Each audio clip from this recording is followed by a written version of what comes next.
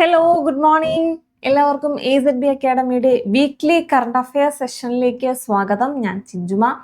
അപ്പം നമ്മുടെ ഒക്ടോബർ 20 മുതൽ 25 വരെയുള്ള ഇമ്പോർട്ടൻ്റ് ആയിട്ടുള്ള വളരെ ഇമ്പോർട്ടൻ്റ് ആയിട്ടുള്ള കറണ്ട് അഫെയർസുകൾ പോയിന്റ് വൈസ് നമുക്ക് ഏതൊക്കെയാണെന്ന് നോക്കാം. നിങ്ങളുടെ വരുന്ന SSC ആണെങ്കിലും റെയിൽവേ എക്സാംസിനെല്ലാം ഇമ്പോർട്ടൻ്റ് ആയിട്ടുള്ള ഒരു സെഷൻ തന്നെയാണ് കറണ്ട് അഫെയർസ് അല്ലേ. ഏറ്റവും ഇമ്പോർട്ടൻ്റ് ആയിട്ടുള്ള ഒരു സെഷനാണ്. കാരണം ഒരു 7 മുതൽ 8 മാർക്കിന് വരെയുള്ള ചോദ്യങ്ങൾ കറണ്ട് അഫെയർസിൽ നിന്ന് മാത്രമായിരിക്കും. അപ്പോൾ ഇപ്പോൾ റീസെൻ്റ് ആയിട്ടുള്ള ട്രെൻഡ് എന്ന് പറഞ്ഞാൽ ഒരുപാട് പഴയ കറണ്ട് അഫെയർസുകളൊന്നും അങ്ങനെ ചോദിച്ചു കാണുന്നില്ല. റീസെൻ്റ് ആയിട്ടുള്ള കറണ്ട് അഫെയർസ്, അതായത് ഒരു 6 മന്ത്സിനകത്തുള്ള കറണ്ട് അഫെയർസുകൾ തന്നെയാണ് ചോദിക്കുന്നത്. അപ്പോൾ എന്തായാലും ഏറ്റവും ഇമ്പോർട്ടൻ്റ് ആയിട്ടൊരു സെഷൻ തന്നെയാണ്. 8 മാർക്ക് വരെ സുഖമായിട്ട് സ്കോർ ചെയ്യാൻ പറ്റും. കറണ്ട് അഫെയർസ് നമ്മൾ റെഗുലറായിട്ട് അത് കാണുക, അത് റിവൈസ് ചെയ്യുക. PDF ഒക്കെ റിവൈസ് ചെയ്യുകയാണെന്നുണ്ടെങ്കിൽ നമുക്ക് ആ ഒരു 8 മാർക്ക് നമ്മുടെ പോക്കറ്റിലാക്കി വെക്കാം. അപ്പോൾ എല്ലാവർക്കും എന്തായാലും നമ്മുടെ വീക്ക്ലി കറണ്ട് അഫെയർ സെഷനിലേക്ക് ഒരിക്കൽ കൂടി സ്വാഗതം. ഒക്ടോബർ 20 മുതൽ 25 വരെയുള്ള ദിവസങ്ങളിൽ ഏറ്റവും ഇമ്പോർട്ടൻ്റ് ആയിട്ടുള്ള കറണ്ട് അഫെയർസുകൾ ഏതൊക്കെയാണെന്ന് നമുക്ക് നോക്കാം. Union environment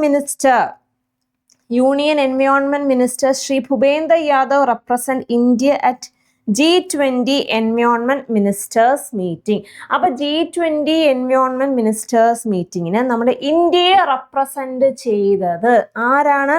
union environment minister Shri Bhupender Yadav ആണ് നമ്മുടെ ഇന്ത്യയെ G20 എൻവയോൺമെന്റ് മിനിസ്റ്റേഴ്സ് മീറ്റിംഗിൽ നമ്മുടെ ഇന്ത്യയെ റെപ്രസെന്റ് ചെയ്തത് union environment minister Bhupender Yadav. അപ്പൊ ഈ ഒരു G20 എൻവയോൺമെന്റ് മിനിസ്റ്റേഴ്സ് മീറ്റിംഗ് എവിടെ വെച്ചാണ് നടന്നത്? സൗത്ത് ആഫ്രിക്കയിൽ വെച്ചിട്ട്. സൗത്ത് ആഫ്രിക്കയിലെ എവിടെയാണ്? കേപ്പ് ടൗണിലാണ് ഈ ഒരു എൻവയോൺമെന്റ് മിനിസ്റ്റേഴ്സ് മീറ്റിംഗ് നടന്നത്. അറ്റ് കേപ്പ് ടൗൺ, സൗത്ത് ആഫ്രിക്കയിൽ വെച്ച് നടന്നു.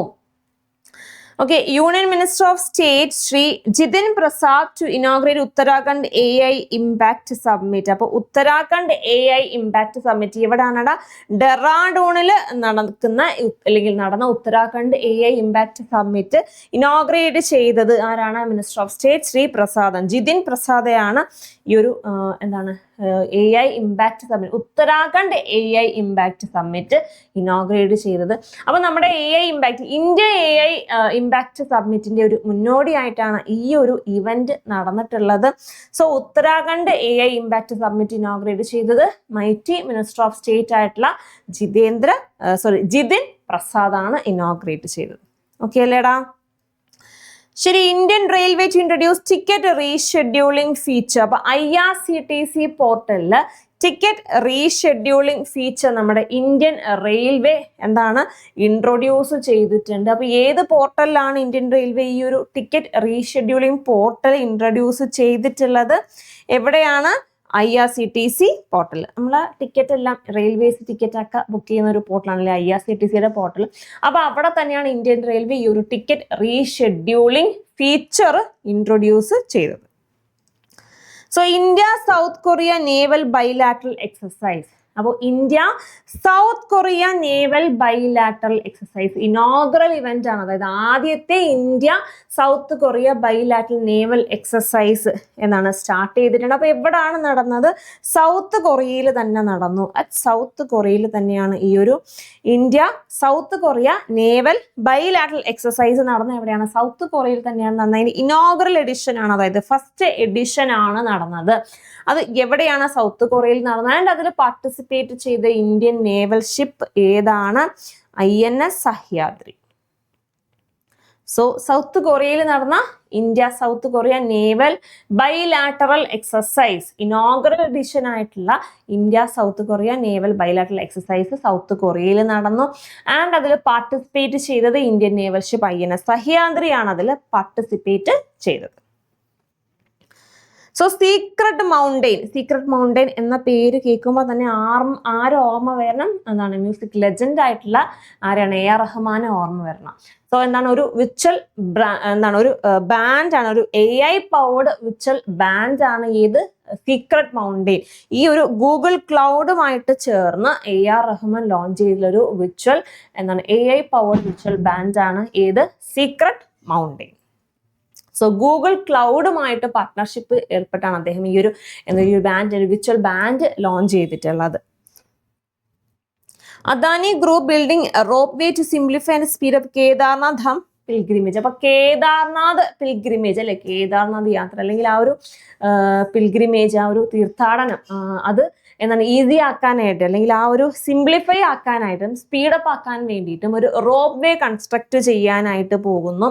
ആൻഡ് അത് കൺസ്ട്രക്ട് ചെയ്യാനായിട്ട് ആരാണ് ആ ഒരു റോപ്പ് വേ ബിൽഡ് ചെയ്യാനായിട്ട് പോകുന്നത്? അദാനി ഗ്രൂപ്പാണ് ആ ഒരു റോപ്പ് വേ ബിൽഡ് ചെയ്യാനായിട്ട് പോകുന്നത്. അപ്പൊ അതിന് വേണ്ടിയിട്ട് അവർ എസ്റ്റിമേറ്റ് ചെയ്തിട്ടുള്ള ടോട്ടൽ എമൗണ്ട് എന്ന് പറഞ്ഞാൽ 4081 കോടി രൂപയാണ് ഈ ഒരു റോപ്പ് വേക്ക് വേണ്ടിയിട്ട്. കേദാർനാഥ് തീർത്ഥാടനത്തിനും ഇല്ലെങ്കിൽ ആ ഒരു റൂട്ട് ഈസി ആക്കാനും സ്പീഡപ്പ് ഒക്കെ ആക്കാനും വേണ്ടി, സിംപ്ലിഫൈ ചെയ്യാൻ വേണ്ടിയിട്ടുള്ള ഈ ഒരു റോപ്പ് വേ പ്രോജക്റ്റ് ചെയ്യാൻ പോകുന്നത് അദാനി ഗ്രൂപ്പാണ്. അപ്പൊ അതിന് വേണ്ടിയിട്ട് ആ ഒരു പ്രോജക്റ്റിന് വേണ്ടിയിട്ടുള്ള ടോട്ടൽ എസ്റ്റിമേറ്റഡ് എമൗണ്ട് എന്ന് പറയുന്നത് 4081 കോടി രൂപയാണ്. ഈ ഒരു പ്രോജക്റ്റിന് വേണ്ടിയിട്ട് എന്താണ് ആ ഒരു പ്രോജക്റ്റിന് വേണ്ടിയിട്ട് എടുത്തിട്ടുള്ള എമൗണ്ട് അല്ലെങ്കിൽ പ്രോജക്റ്റിന്റെ ഔട്ട്ലേ എന്ന് പറയുന്നത് 4081 കോടി. ആൻഡ് അത് ബിൽഡ് ചെയ്യാൻ പോകുന്ന ആ ഒരു റോപ്പ് വേ ബിൽഡ് ചെയ്യാൻ പോകുന്നത് അദാനി ഗ്രൂപ്പാണ്. ഈ ഒരു ഇത്രയും കോടി ഇൻവെസ്റ്റ്മെന്റ് നടത്തി ആ ഒരു റോപ്പ് വേ ബിൽഡ് ചെയ്യാൻ പോകുന്നത്.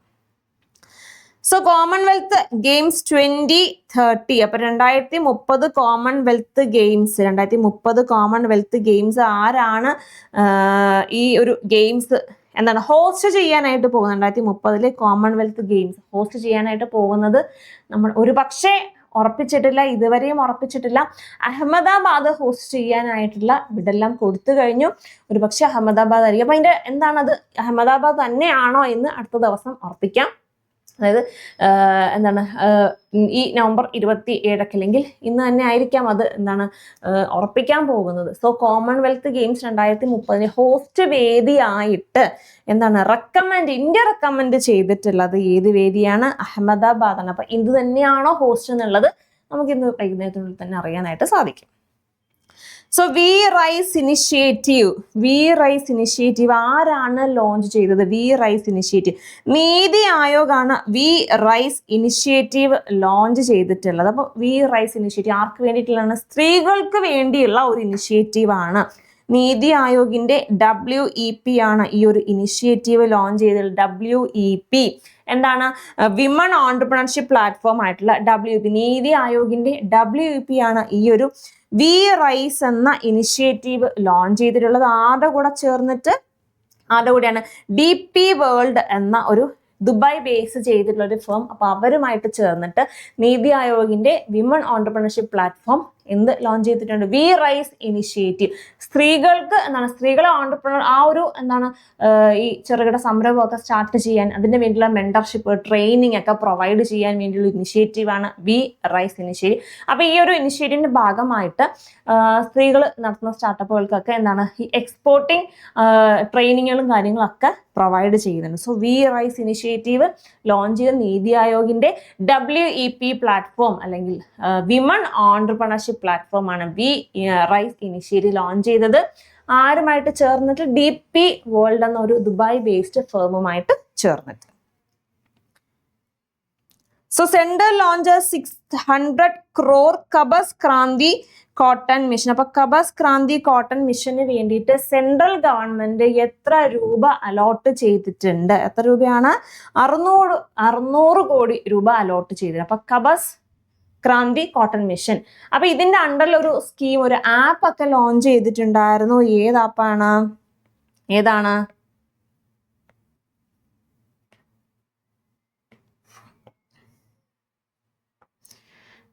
So Kapas Kisan app. ഈ ഒരു കോട്ടൺ പ്രൊഡക്ഷന് വേണ്ടി, കോട്ടൺ പ്രൊഡക്ഷൻ ഇംപ്രൂവ് ചെയ്യാനും ഇൻക്രീസ് ചെയ്യാനും വേണ്ടി കോട്ടൺ ഫാർമേഴ്സിന് വേണ്ടി കൊണ്ടുവന്നിട്ടുള്ള ഒരു ആപ്പാണ് ഈ ഒരു കബസ് കിസാൻ ആപ്പ്. അപ്പൊ ഈ ഒരു Kapas Kranti cotton mission cotton പ്രൊഡക്ഷന് വേണ്ടി തന്നെയുള്ളതാണ്. അപ്പൊ അതിനുവേണ്ടി കേന്ദ്രം അനുവദിച്ച തുകയാണ് 600 കോടി രൂപ കേന്ദ്രം അനുവദിച്ച തുക. സോ ഒരു കോട്ടൺ പ്രൊഡക്ഷനൊക്കെ അല്ലെങ്കിൽ കോട്ടൺ പ്രൊഡക്ടിവിറ്റി ഇംപ്രൂവ് ചെയ്യാൻ വേണ്ടി കൊണ്ടുവന്ന ഒരു ഇനിഷ്യേറ്റീവാണ് ഏതാണ്? കബസ് ക്രാന്തി കോട്ടൺ മിഷൻ. അപ്പൊ ഇതിന്റെ അണ്ടറിൽ ലോഞ്ച് ചെയ്തിട്ടുള്ള ഒരു ആപ്പാണ് കബസ് Kisan app.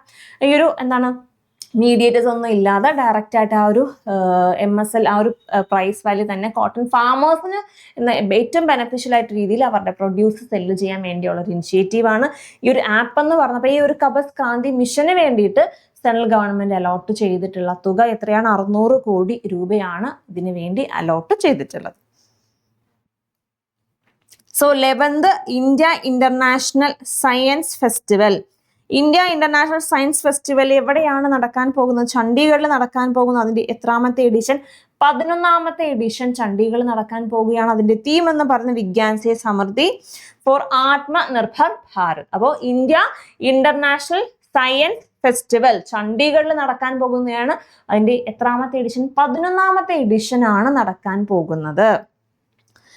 Gujarat deputy CM ആയിട്ട് റീസെന്റ് ആയിട്ട് ആരെ എലക്ട് ചെയ്തില്ലെങ്കിൽ ആരെ സെലക്ട് ചെയ്തിട്ടുണ്ട്? Harsh Sanghavi becomes Gujarat deputy CM.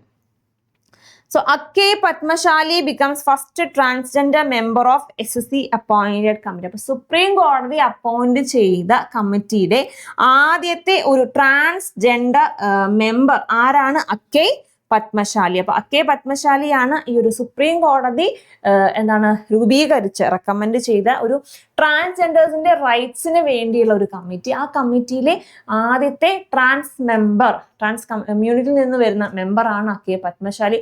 അപ്പൊ ഈ ഒരു കമ്മിറ്റി ചെയർ ചെയ്യുന്നത് ആരാണ്? ട്രാൻസ് മെമ്പർ അല്ലെങ്കിൽ ട്രാൻസ്ജെൻഡേഴ്സിന്റെ റൈറ്റ്സിന് വേണ്ടിയുള്ള സുപ്രീം കോടതി നിർദ്ദേശിച്ച ഈ ഒരു കമ്മിറ്റി ഹെഡ് ചെയ്യുന്നത് ആരാണ്? ആശ മേനോനാണ് ഈ ഒരു കമ്മിറ്റി ഹെഡ് ചെയ്യുന്നത്. അപ്പോൾ ഈ ഒരു കമ്മിറ്റിയിലെ മെമ്പറായിട്ട് ആരെ സെലക്ട് ചെയ്തിട്ടുണ്ട്? ട്രാൻസ് കമ്മ്യൂണിറ്റിയിൽ നിന്നുള്ള അക്കെ പത്മശാലിയെ ഒരു ഹ്യൂമൻ റൈറ്റ് ആക്ടിവിറ്റീസ് ആയിട്ടുള്ള പത്മശാലിയെ ഈ ഒരു കമ്മിറ്റിയിലെ മെമ്പറായിട്ട് അപ്പോയിന്റ് ചെയ്തിട്ടുണ്ട്. സോ മൊബൈൽ ഫോൺ റിക്കവറിയിൽ ഇന്ത്യയിൽ ഏറ്റവും ലീഡ് ചെയ്യുന്ന ഏറ്റവും ടോപ്പ് പൊസിഷനിൽ നിൽക്കുന്ന സ്റ്റേറ്റ് ഏതാണ്? മൊബൈൽ ഫോൺ വയ CEIR അല്ലെങ്കിൽ central equipment identity register. CEIR central equipment identity register portal വഴി central equipment identity register portal വഴി ഏറ്റവും കൂടുതൽ തെഫ്റ്റ് അല്ലെങ്കിൽ മോഷണം പോയത് അല്ലെങ്കിൽ കളഞ്ഞു പോയതോ ആയ മൊബൈൽ ഫോൺസ് റിക്കവർ ചെയ്തതിൽ ടോപ്പ് നിൽക്കുന്ന സ്റ്റേറ്റ് ഗവൺമെന്റ് ഏതാണ്? തെലങ്കാന സ്റ്റേറ്റ് ഗവൺമെന്റ് അല്ലെ. അപ്പോൾ ഈ ഒരു തെഫ്റ്റ് വഴിയോ അല്ലെങ്കിൽ കളഞ്ഞു പോയതിലോ ആയ മൊബൈൽ ഫോണുകൾ റിക്കവർ ചെയ്യുന്നത് എന്ത് യൂസ് ചെയ്താണ്?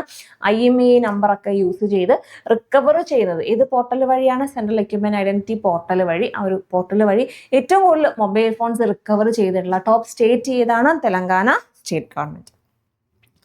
സോ ഫിഫ വേൾഡ് കപ്പിൽ ക്വാളിഫൈ ചെയ്തിട്ടുള്ള റീസെന്റ് ആയിട്ട് ക്വാളിഫൈ ചെയ്ത ഏറ്റവും ചെറിയ രാജ്യം ഓൾറെഡി 2018 ഏറ്റവും ചെറിയ രാജ്യമല്ല, ഇതിൽ ക്വാളിഫൈ ചെയ്ത ഒരു ഏറ്റവും ചെറിയ രാജ്യം 2018 വന്നിട്ടുണ്ടായിരുന്നു. അത് അയർലൻഡ് ആണ്.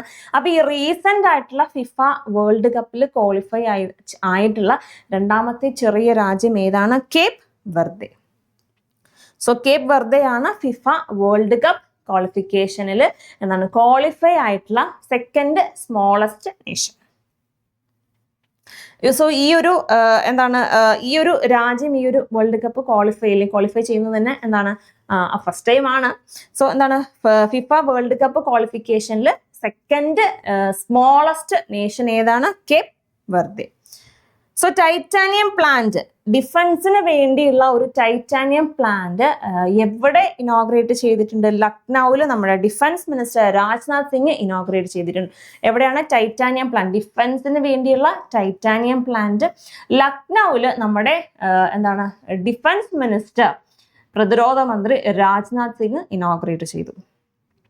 ജപ്പാന്റെ ഫസ്റ്റ് വുമൺ പ്രൈം മിനിസ്റ്റർ. അപ്പൊ Japan's first woman prime minister ആരാണ്ട? സനെ തകേച്ചി ആണ് ജപ്പാന്റെ പുതിയ 104ാമത്തെ prime minister and first woman prime minister. So 104th Japan PM ആണ് ആര്? Sanae Takaichi. അതുപോലെ തന്നെ ജപ്പാന്റെ ആദ്യത്തെ വുമൺ പ്രൈം മിനിസ്റ്റർ.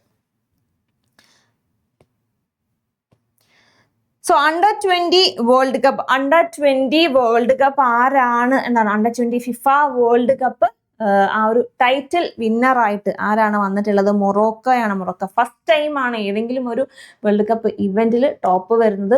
ആരെയാണ് ഡിഫീറ്റ് ചെയ്തത്? അർജന്റീനയെ ഡിഫീറ്റ് ചെയ്ത് അണ്ടർ-20 ഫിഫ വേൾഡ് കപ്പ് ടൈറ്റിൽ വിന്നറായിട്ട് ആര് വന്നിട്ടുണ്ട്? മൊറോക്കോ വന്നിട്ടുണ്ട്. ആൻഡ് ഈ ഒരു ഈ ഒരു ഫൈനൽ എവിടെയാണ് നടന്നത്? ചിലിയിൽ വെച്ചിട്ടാണ് ഈ ഒരു ഫൈനൽ നടന്നത്.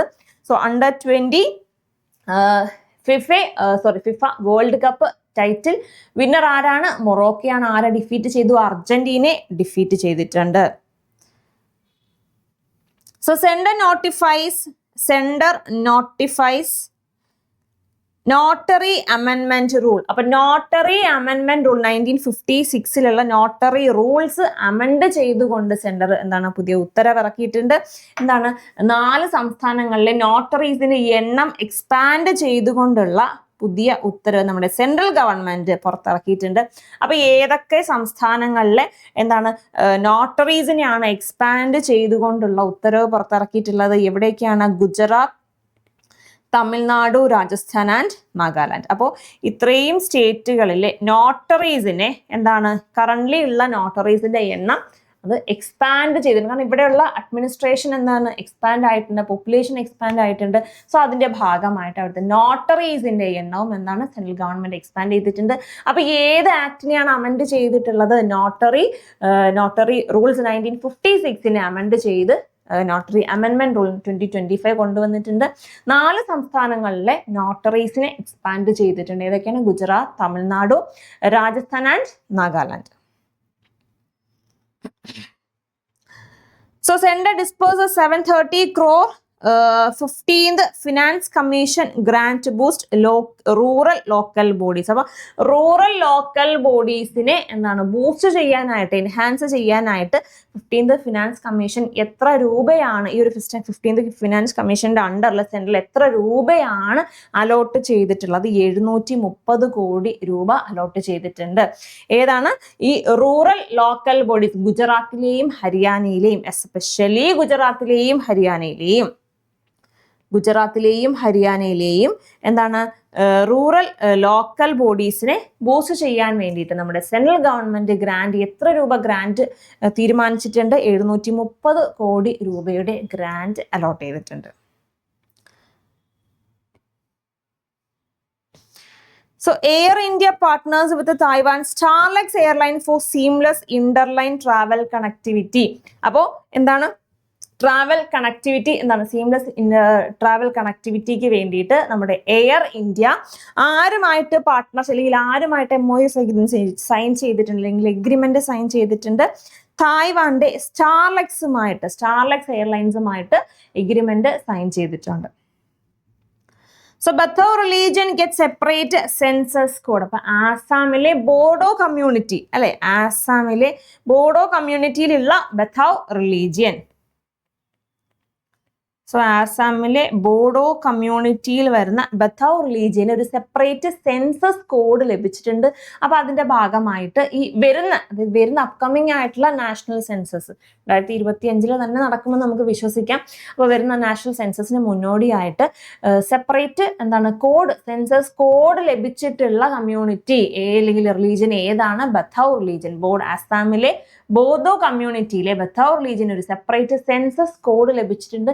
അപ്പൊ ഇനി വരുന്ന സെൻസസിൽ ഇവർക്ക് വേണ്ടിയുള്ള ഒരു സെൻസസ് കോഡ് ലഭിച്ചു കഴിഞ്ഞാൽ അപ്പോൾ അവിടെ എന്തെങ്കിലും സ്കീമോ പുതിയ കാര്യങ്ങളൊക്കെ അലോട്ട് ചെയ്യുമ്പോൾ ഇവരെ കൂടെ പരിഗണിക്കുക അല്ലെ. ഈ നമ്മൾ വായിക്കാറുണ്ട് പുതിയ സ്കീമിൽ ഇന്ന കമ്മ്യൂണിറ്റിക്ക് വേണ്ടിയിട്ട് ഇന്നത് ചെയ്തു എന്ന്. അപ്പൊ അങ്ങനെ ഒരു കമ്മ്യൂണിറ്റിയെ ഒരു സ്കീമിൽ പരിഗണിക്കണം എന്നുണ്ടെങ്കിൽ അവരുടെ ഡേറ്റാസ് സെൻട്രൽ ഗവൺമെന്റിന് വേണം. അപ്പൊ ആ ഒരു സെൻസസ് കോഡ് ഉണ്ടെങ്കിൽ മാത്രമേ അവരുടെ ആ ഒരു പർട്ടിക്കുലർ കമ്മ്യൂണിറ്റിയുടെ ഡാറ്റാസ് എല്ലാം കളക്ട് ചെയ്യുകയുള്ളൂ.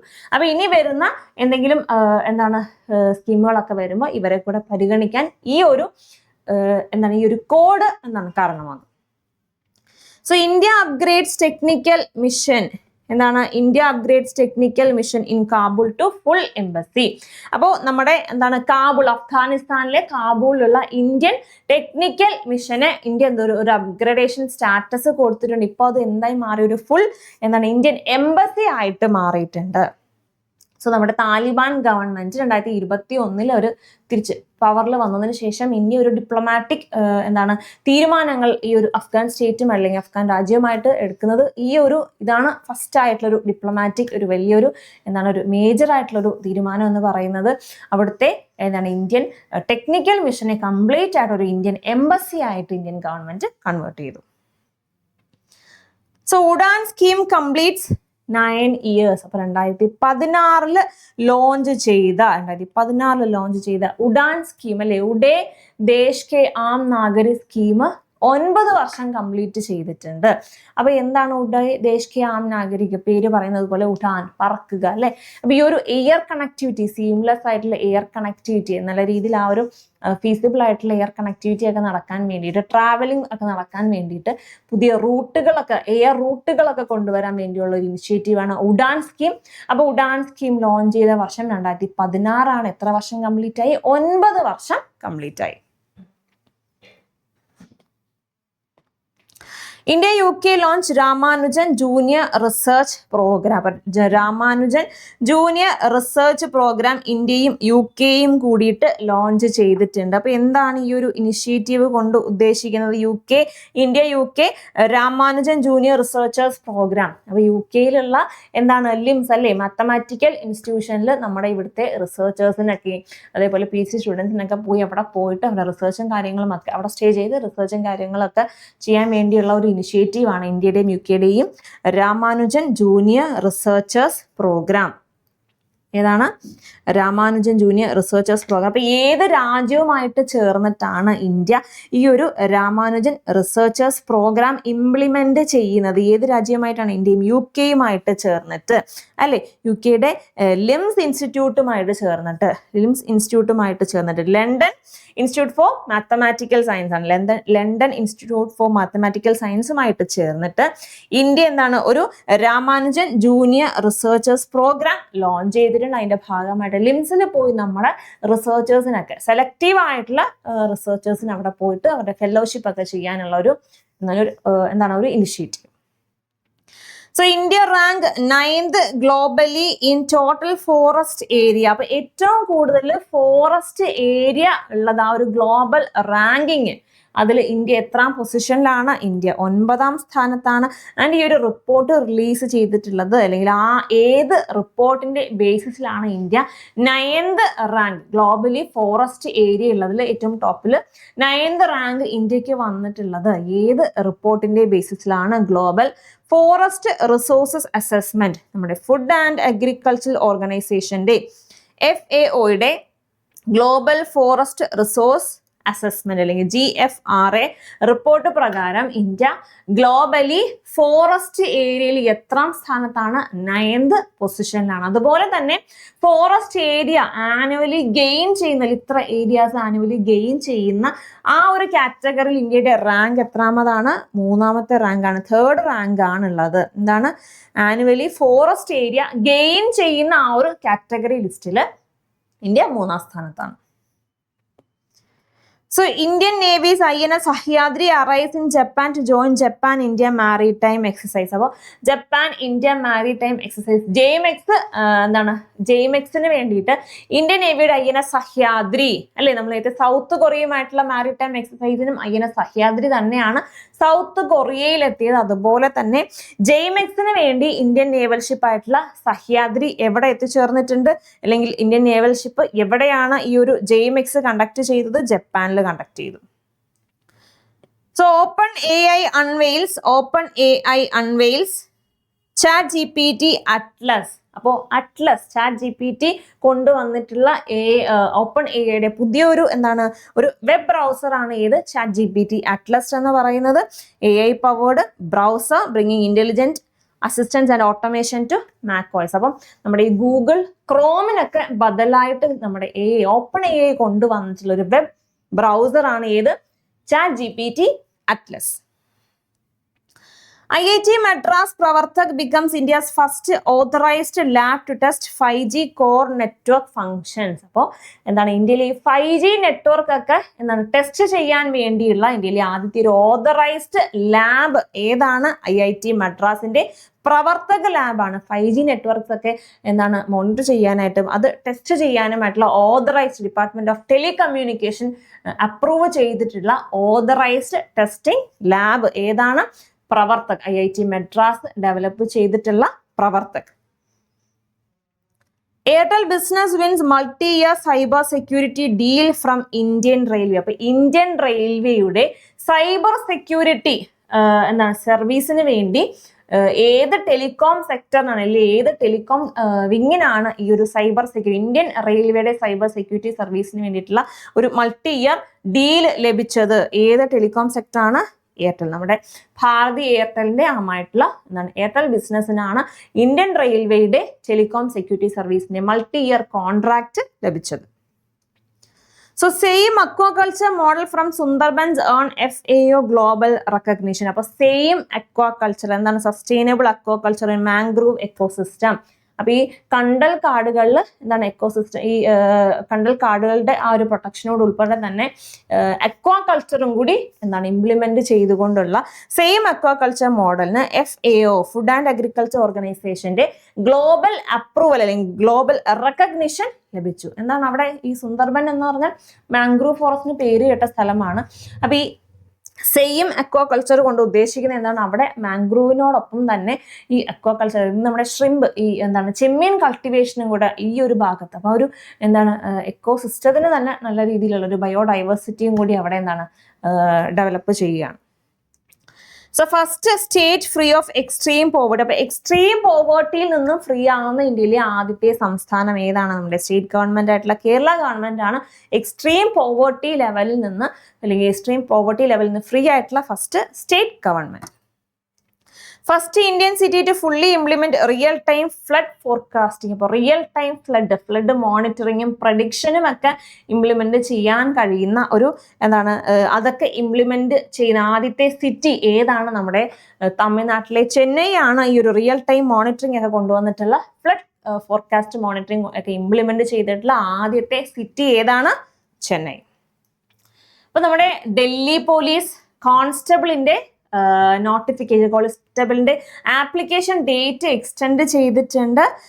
നിങ്ങൾക്ക് ഇനി ഒക്ടോബർ 31 വരെ ഇതിന് വേണ്ടിയിട്ട് അപ്ലൈ ചെയ്യാം. ഡൽഹി പോലീസ് കോൺസ്റ്റബിൾ പോസ്റ്റിലേക്ക് ഒക്ടോബർ 31 വരെ അപ്ലൈ ചെയ്യാം. അപ്പൊ അപ്ലൈ ചെയ്യാൻ കഴിയാത്തവർ, ഏതെങ്കിലും സാഹചര്യത്താൽ കഴിയാത്തവർ നിങ്ങൾ ഉടനെ തന്നെ അപ്ലൈ ചെയ്യുക. ഡേറ്റ് എക്സ്റ്റെൻഡ് ചെയ്തിട്ടുണ്ട്. ഇനി അപ്ലൈ ചെയ്തതിന് ശേഷം നിങ്ങളുടെ പ്രിപ്പറേഷൻസ് സ്റ്റാർട്ട് ചെയ്ത് കൊള്ളുക. നമ്മുടെ SSCയുടെ സൈറ്റിൽ തന്നെ നിങ്ങൾക്ക് കയറി അപ്ലൈ ചെയ്യാം. ssc.gov.in സൈറ്റിൽ കയറി തന്നെ നിങ്ങൾക്ക് അപ്ലൈ ചെയ്യാനായിട്ട് സാധിക്കും. അപ്പൊ എല്ലാവരും അപ്ലൈ ചെയ്തിട്ട് നിങ്ങളുടെ പ്രിപ്പറേഷൻസ് AZLB അക്കാഡമിയോടൊപ്പം തന്നെ സ്റ്റാർട്ട് ചെയ്യുക. അപ്പൊ നമ്മുടെ കോഴ്സിന്റെ ഫുൾ ഡീറ്റെയിൽസ് ഒക്കെ അറിയാനായിട്ട് താഴെ സ്ക്രോൾ ചെയ്യുന്ന നമ്പറിൽ കോൺടാക്ട് ചെയ്യാം. അപ്പൊ ഇനി നമുക്ക് നമ്മുടെ അടുത്ത പോയിന്റ് എന്താണ്? Neeraj Chopra confirmed honorary rank of lieutenant colonel in territorial army. അപ്പൊ ടെറിട്ടോറിയൽ ആർമിയിൽ ലെഫ്റ്റനന്റ് കേണൽ പദവി ലഭിച്ച റീസെന്റ് ആയിട്ട് ലഭിച്ച അത്ലറ്റ് ഏതാണ്? ജാവലിൻ ത്രോയിലൂടെ ഇന്ത്യക്ക് 2 പ്രാവശ്യം ഒളിമ്പിക് മെഡൽ നേടിത്തന്ന Neeraj Chopra. So Coal India Limited signs MOU with IIT Madras to establish Center for Sustainable Energy. അപ്പോൾ Center for Sustainable Energy Coal India Limited എവിടെയാണ് വരാൻ, അതിന്റെ ക്യാമ്പസ് എവിടെയാണ് കൊണ്ടുവരാൻ പോകുന്നത്? IIT മദ്രാസിലാണ് അതിന്റെ ഒരു സസ്റ്റൈനബിൾ എനർജി സെന്റർ വരാൻ പോകുന്നത്. സോ ഫിഡെ വേൾഡ് കപ്പ് 2025ന്റെ ലോഗോയും അതുപോലെ തന്നെ ആന്തവും Goa state government, Goa government CM എന്താണ് അത് ലോഞ്ച് ചെയ്തിട്ടുണ്ട്.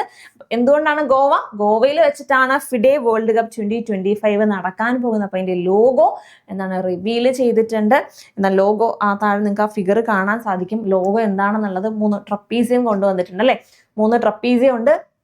എന്താ ഒരു ഗ്രീൻ പാനൽ, അതായത് 3 പാനലുകളുണ്ട്. ഒരു ഗ്രീൻ പാനൽ, ഒരു റെഡ് പാനൽ ഉണ്ട്, ഒരു യെല്ലോ പാനൽ. സോ ആ ഗ്രീൻ പാനൽ അത് ഗോവയിൽ നടക്കുന്നു എന്ന് സിംബലൈസ് ചെയ്യാൻ ഒരു പാം ട്രീയും അതുപോലെ ബീച്ച് ഒക്കെ കാണിക്കുന്നുണ്ട്.